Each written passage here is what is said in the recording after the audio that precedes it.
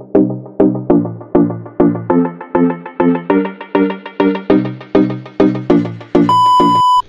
na nga guys, so for today's video pupunta nga po kami ni Mama sa may micro lab kasi kailangan ko nga po ipalaboratory dahil nga medyo nakaka-alarma lang din yung pagdugo ng bibig ko kahit hindi ko alam kung bakit.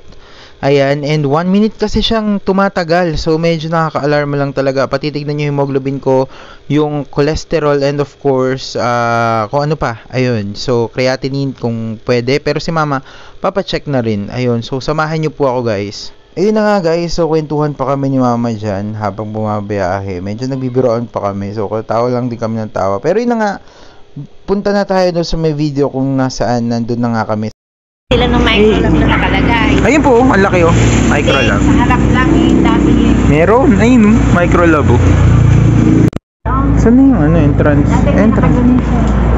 Apo. Hey, Mama, entrance mo. Pwede rin.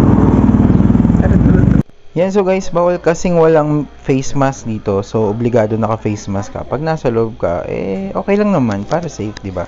Ayun, so 10th anniversary na nila. Pero hindi talaga, no? Pero yun na nga, ayan, so nakapagpa-schedule na kami.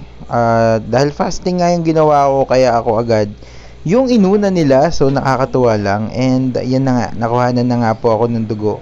Bawal daw kasing kunan pala sa loob. May nakalagay na karatula dun sa may mismo kuhanan ng dugo. Kasi, nagpaalam ako dun sa nurse and sabi niya bawal po, pasensya na po. Ayun, so yun, wala kang kuha ng footage. Syempre, dahil nag-fasting ako, kakain muna tayo. Andito kami ngayon sa may Jollibee. Ayan, sa Jollibee. Ayan, kain-kain muna tayo. And ito nga pala in-order namin, C1 ata to. Or basta yun, yung may fries na kasama. And ito yung view namin, di ba? Medyo makulimlim pero maganda pa rin. Ayan. Pumunta kami Any Pacific para naman asikasuhin sana yung PhilHealth. Andito kami sa may labas. And, ayan, hindi pa bukas sa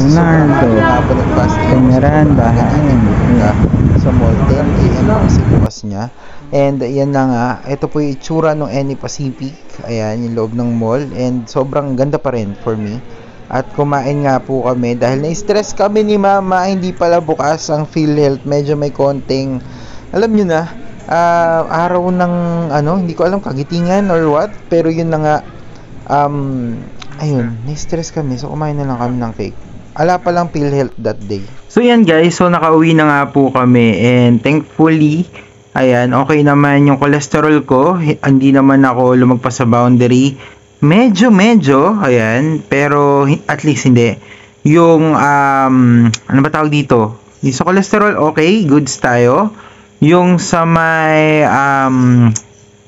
kasi ano pa kasi tinatamad akong kunin kasi result basta overall goods naman lahat, hindi naman masyado. Yung matamis medyo kailangan ingatan lang natin kasi nasa boundary nga siya.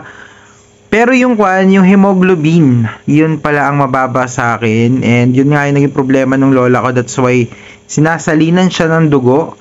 So, yun, kailangan kong kumain ng mga pagkain na nakakapagpataas ng hemoglobin. Pero, syempre, dahil nagkaroon ako ng problema ng ganito, i-research natin kung ano nga ba yung mga mainam kainin or yung mga dapat gawin para hindi bumaba ang hemoglobin at mapataas natin yung hemoglobin natin. So, stay tuned dahil pag nalaman ko yun, i-share ko rin sa inyo kung just in case meron kayo kakilala or may problema din kayo regarding po sa hemoglobin nyo. Kasi lola ko, yung hemoglobin po niya ay bumaba po ng sobrang baba na kailangan na po niyang i-blood transplant. Tama po ba? Transplant ba tawag doon? Basta yung blood fusion.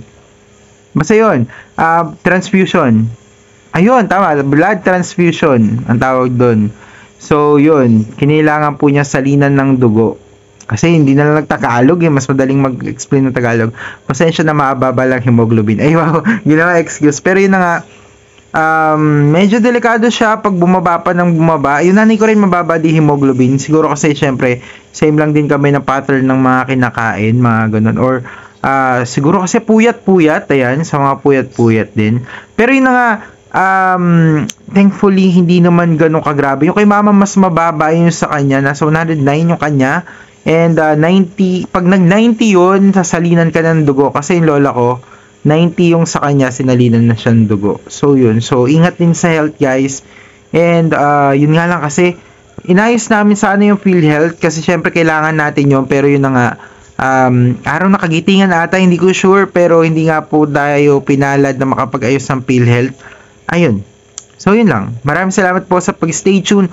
And sa lahat ng mga may concern sa akin, God bless po sa inyo. Mag-ingat po kayo palagi. And again, kung hindi ka pa nakasubscribe, mag-subscribe ka na nga po at i-hit mo na po yung notification bell para magkita-kita po tayo sa next video natin. Thank you po. Bye-bye. And I love you all. See you again sa another vlog po natin. Bye-bye.